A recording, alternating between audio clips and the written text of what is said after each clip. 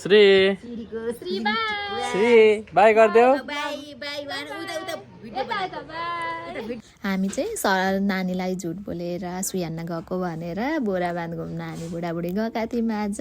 हामी खनार हुँदै भाटबटेनी हुँदै अगाडि बढ्दै गयौँ बोराबाँधको लागि। कहिलेकाहीँ बिजु सेड्युलबाट पनि एक्लै 2 जना मात्रै कहिले कहीँको बाहिर घुम्न निक्लिँदा पनि छुट्टै आनन्द आउँछ नि त होइन।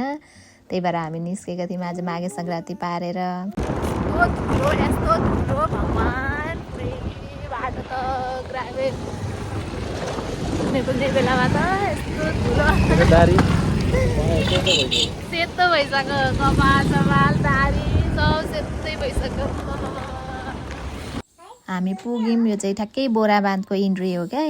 पुरै यस्तो उराट लाग्दो बगर जस्तो देखिने इन्ट्री, तर धुलो चाहिँ यति धेरै धुलो, बाफ्रे धुलोले नै। फाइनली धुलो खाएर we are in Borabandh. Oh my God यत्रो धुलो।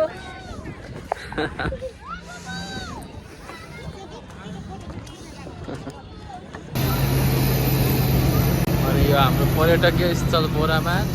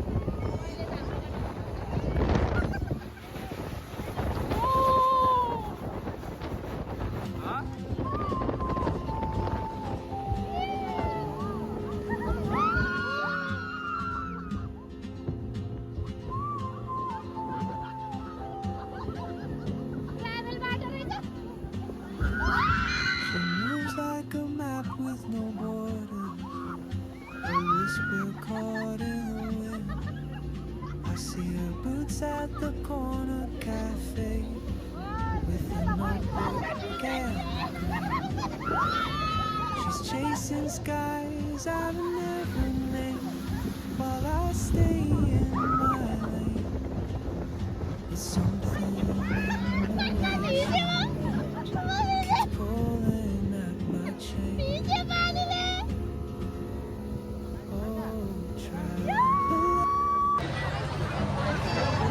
आज बोराबाँधको भिड, माघे सङ्क्रान्तिको दिन।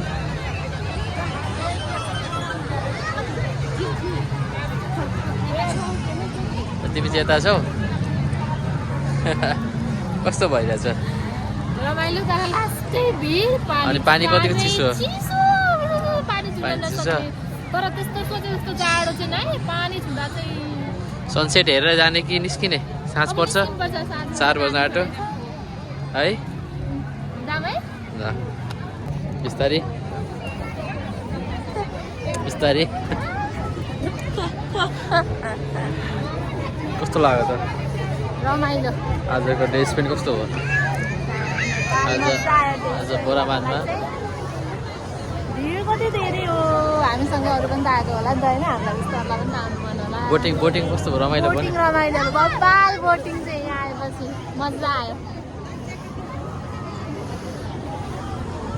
भिड पो थुरै बिस्तारै बोटिङ।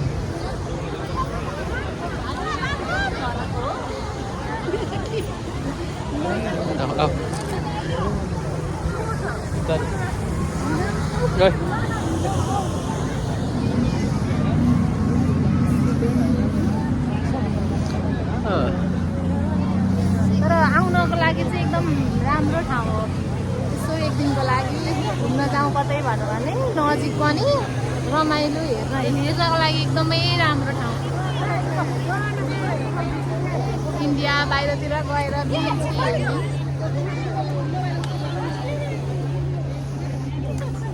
ल अब हामी पनि निस्क्यौँ अब हामी निस्क्यौँ